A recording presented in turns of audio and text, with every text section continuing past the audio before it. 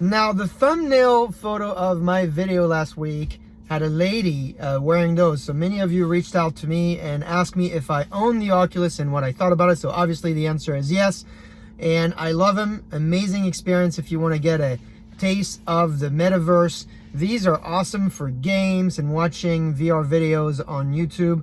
I still think they're a little heavy, so I don't think I can use them for a long period of time, but you should try them. In my opinion, I think we're a long way to go to get to what we really want, which is the next version of intelligent glasses like this one. I think there's a startup called Cosmovision that's working on this, but we haven't heard a lot about it. In fact, even at CES this week, we didn't hear much about it unless I missed it. So let me know. So I think the bottom line here, we're a long way before these become lighter, and then we can all use them either via glasses or maybe even contact lenses. But we're not here to talk about this. We're here to talk about building and scaling businesses, and I have a bunch of resources for you at the end of this clip. And of course, the world of data. Before we get started, I want to send a huge shout out to Paul, the CTO of WPromote. He is my customer of the week. Amazing work, 30,000 jobs run daily, over 1,000 hours saved via automation. Built a data analytics a platform that allows them to go from response time that used to take 3 weeks, over than 3 weeks, to 30 minutes now. This is someone you're going to want to follow and someone you want to read about. There's also another person you should follow this week, Stanislas Duthier. He's the CIO of Yves Rocher. If you don't know Yves Rocher, this is a cosmetic company in France, very popular. I grew up with their products. And this week they talked about this product or this project called MYData. It's a data platform that's aimed at using data analytics to build better customer omni-channel journeys. So definitely something and someone you are going to want to read about.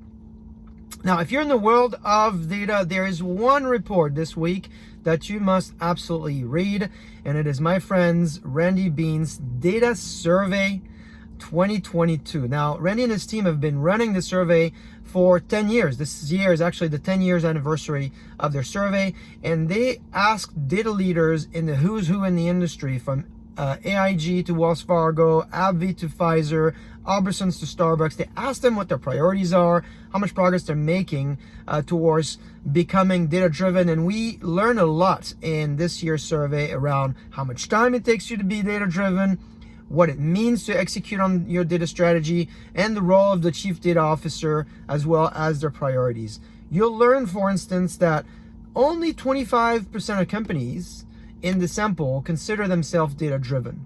You learn that while half of the respondents have a data strategy, less than 60% say it's yielding results. And then finally, we learn that becoming data-driven actually takes longer than most anticipate, 4 to 5 years in general. Anyway, lots of great new information that hopefully will help you in your journey for winning with data. And then speaking of winning with data, there's 3 posts that I put in my blog here that I think will help you and your teams as they think about their data journey. The first one is a post from Sandeep on the 12 verbs associated to the data journey, specifically from finding data to all the way to operationalizing data within applications.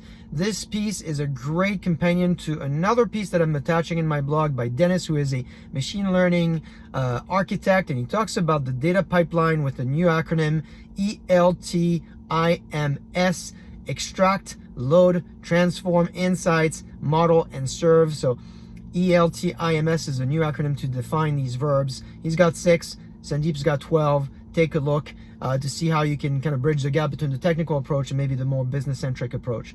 And then finally, another great piece by Xavier of Castor about data lineage. So this is a concept that is going to be very popular. It's not very popular for you at your organization, and I think he does a great job simplifying it.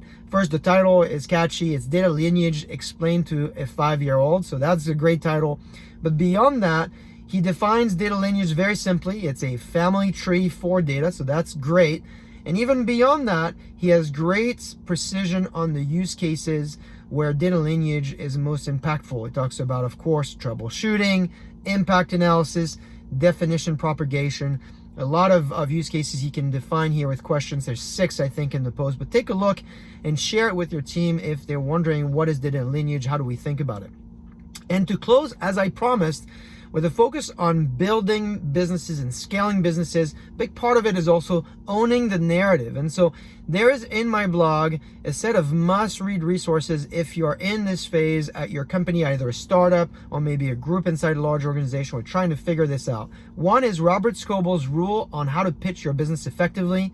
Then the second one is Brett Queener's narrative course, who gives us a template to follow on how to figure out kind of the various points, but also points to great resources from well-known VCs and scalers. This is one you're going to want to sit down, get a cup of coffee, pencil, and start filling out the template. Very, very practical and usable immediately. And then, of course, if you're looking for entertainment, I highly suggest that you take a look at Guy Kawasaki 10-20-30 rule video. I love this one. I share it with as many people as I can because it's 3 minutes and 20 seconds. So it's a great use of time, but it gets to the essence of how do you build your business and your message, and you communicate your vision in a very simple format in a way that everybody can get it. I hope all these resources will be helpful for you. I wish you a great Power Week, and I will see you next week.